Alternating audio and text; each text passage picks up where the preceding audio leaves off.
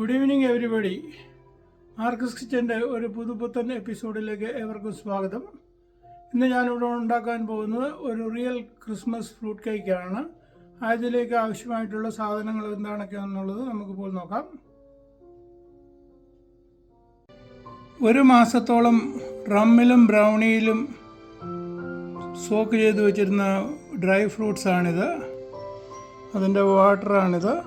നെയ്യ്, baking powder, orange peel, egg yoke, egg white,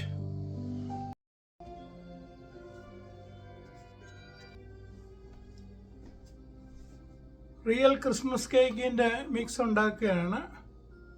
മുട്ടയുണ്ണി,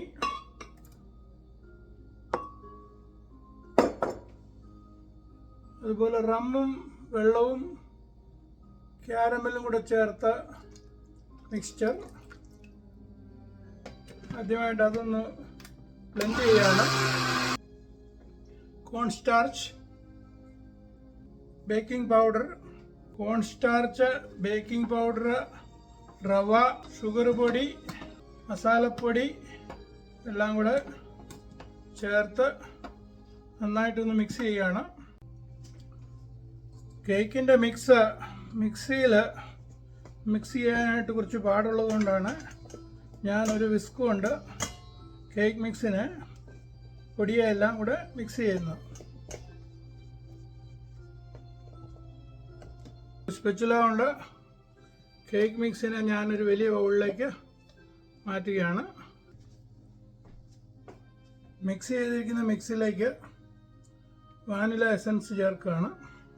അതോടൊപ്പം തന്നെ ഈ ഓറഞ്ച് പീലും ഞാനിതിലേക്ക് ആഡ് ചെയ്യുകയാണ്. ഇനി അടുത്തതായിട്ട് ഒരു ഹാൻഡ് മിക്സർ കൊണ്ട് മുട്ട വെള്ളയെ നല്ലതായിട്ട് പതപ്പിക്കണം. മുട്ടവെള്ള ഇപ്പോൾ നന്നായിട്ട് പതഞ്ഞിട്ടുണ്ട്. പതഞ്ഞ മുട്ടവെള്ളയെ കേക്കിൻ്റെ മിക്സിലോട് ചേർക്കണം.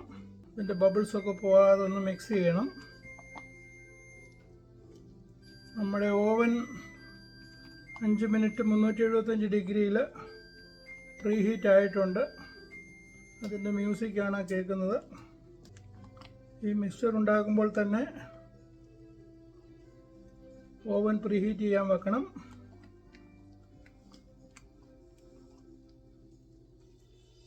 ഇപ്പോൾ കേക്കിൻ്റെ മിക്സ് ഏതാണ്ട് റെഡി ആയിട്ടുണ്ട്.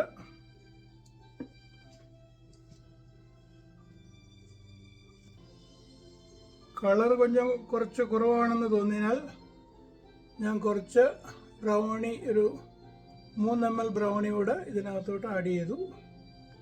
ഇപ്പോൾ കളറ് നല്ല ആയിട്ട് വന്നിട്ടുണ്ട്.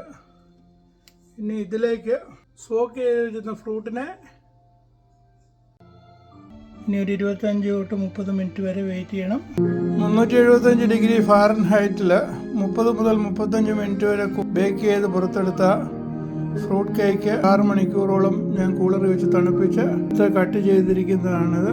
Final look ഇതുപോലാണ്.